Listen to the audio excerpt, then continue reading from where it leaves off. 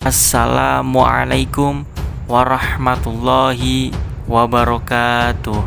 Perkenalkan, kami dari kelompok multimedia akan menjelaskan dan mempresentasikan yaitu materi yang berkaitan tentang sejarah Islam pada masa terdahulu yang berjudul Sejarah Islam pada Masa Dinasti Abbasiyah. Kelompok kami terdiri dari 3 orang, yaitu saya sendiri Muhammad Rudianto, yang kedua ada Minhatul Humaida, yang ketiga ada Pita Rahayu Septiani, di mana materi sejarah peradaban Islam pada hakikatnya dibagi menjadi beberapa periode atau dibagi menjadi pada masanya. Yang pertama ada masa klasik, yaitu yang berkaitan tentang dinasti atau sebuah kerajaan. Pada periode klasik ada beberapa dinasti yang berjaya. Yang pertama ada dinasti Umayyah, yang kedua ada dinasti Abbasiyah. Yang mana dinasti Abbasiyah ini adalah dinasti atau kerajaan yang menggantikan kejayaan atau berdirinya dinasti Umayyah pada saat itu. Makanya dari kedua dinasti ini dinamakan sejarah peradaban Islam klasik. Sejarah berdirinya dinasti Abbasiyah, di mana perlu kita tahu bahwasannya dinasti Abbasiyah adalah dinasti kedua dalam sejarah Islam klasik yang menggantikan dinasti Umayyah. Dinasti ini berkuasa selama kurang lebih 5 abad. Pendiri dinasti ini adalah Abdullah As-Soffa bin Ali bin Abdullah bin Al-Abbas, atau lebih dikenal dengan sapaan Abdul Abbas As-Soffa. Dinasti Abbasiyah ini berdiri antara tahun 132 sampai 656 Hijriah atau sekitar 780 sampai dengan 1258 Masehi. Perlu kita garis bawahi bahwasannya pembentukan kekhalifahan pada masa dinasti Abbasiyah melalui beberapa proses yang cukup panjang. Setidaknya di sini ada 4 strategi yang diterapkan pada masa itu. Strategi yang pertama yaitu melalui kekuatan bawah tanah yang dipimpin oleh Khalifah Muhammad bin Abdullah bin Al-Abbas. Strategi yang kedua yaitu melalui upaya propaganda secara terus-menerus, yang mana propaganda ini berisi tentang rahasia kekhalifahan yang seharusnya berada di tangan Bani Hashim bukan Bani Umayyah. Strategi yang ketiga yaitu pemanfaatan kaum muslim non-Arab yang sebelumnya dianggap sebagai warga kelas 2 atau warga kelas menengah. Strategi yang terakhir atau yang keempat yaitu melalui propaganda terang-terangan yang dipimpin oleh Khalifah Abu Muslim Al-Khurasani. Adapun para sejarawan membagi kekuasaan daulah ini menjadi 3 periode. Periode yang pertama yaitu berlangsung dari tahun 132 sampai 230 Hijriah atau 750 sampai 847 Masehi, yaitu mulai dari kekuasaan Khalifah Abdul Abbas As-Soffa sampai Khalifah Abu Al-Fadl Ja'far Al-Mutawakkil.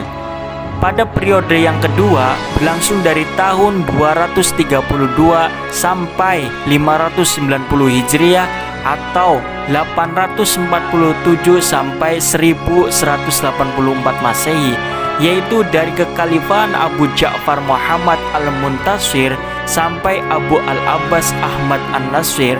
Sementara itu pada periode ketiga berlangsung dari tahun 590 sampai 656 Hijriah.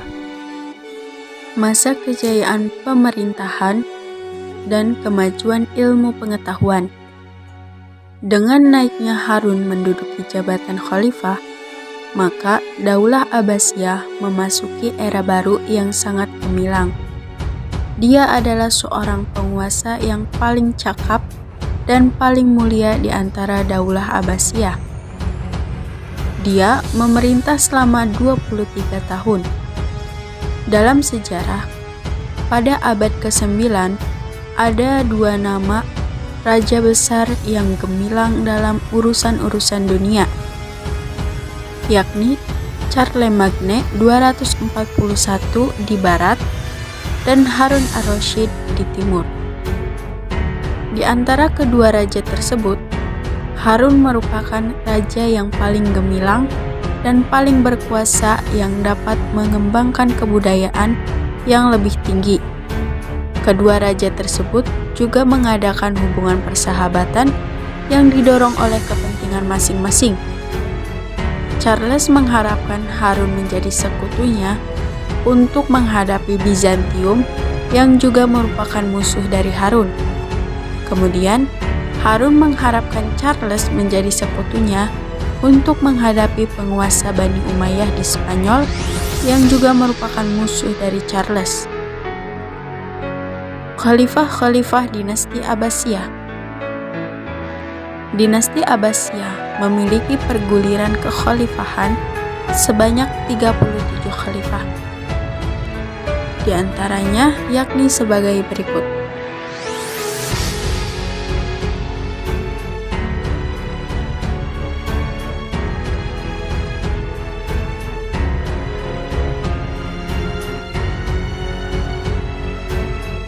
Selanjutnya yaitu masa kemunduran Daulah Abbasiyah dan faktor-faktornya.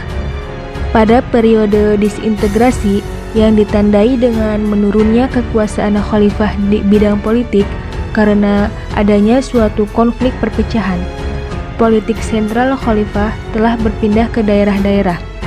Pemerintahan Daulah Abbasiyah banyak melakukan tindakan yang tidak menyenangkan rakyat yang mengakibatkan rakyat menjauhkan diri dari pemerintahan pusat dan kemudian mendirikan pemerintahan-pemerintahan kecil di daerah. Akibatnya, kekuasaan sentral pusat menjadi hilang peranannya. Kalau tidak dikatakan lumpuh, maka khalifah hanya sebagai lambang belaka.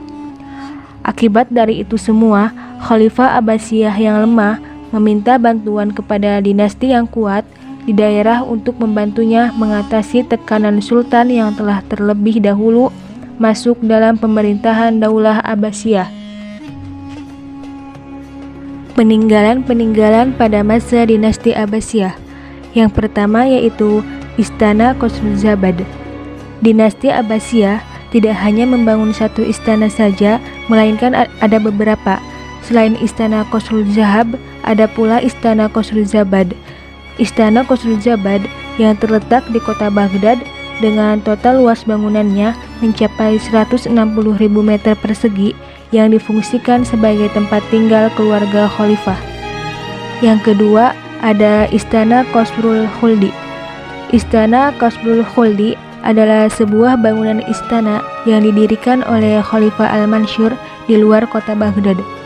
Istana yang disebut juga sebagai Istana Abadi ini mulai dibangun pada tahun 773 Masehi yang terletak di tepi barat Sungai Tigris.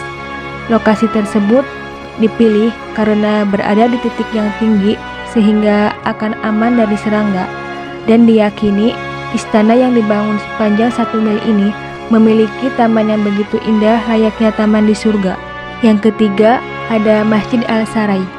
Masjid ini memiliki beberapa nama lain, yakni Masjid Hasan Pasha atau Masjid Al-Nasr.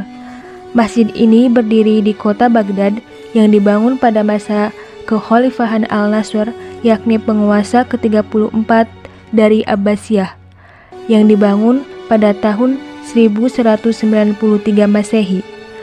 Masjid ini merupakan masjid Sunni yang dibangun di depan gedung administrasi Utsmaniyah, yakni Gedung Dardiwani Al-Hakumiyah. Di dalam masjid ini terdapat tempat untuk menuntut ilmu atau disebut sebagai madrasah dengan 5 buah pintu yang masing-masing menuju ke tempat sholat.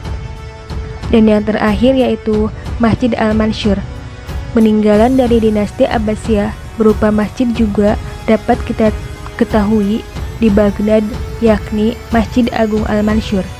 Sesuai dengan namanya, masjid ini dibangun oleh khalifah kedua dari Abbasiyah, yakni Al-Mansur.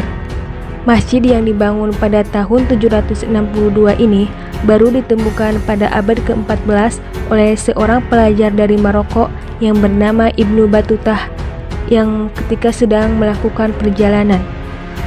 Masjid yang digunakan untuk sholat Jumat dan melaksanakan sholat Id ini sempat beberapa kali direnovasi.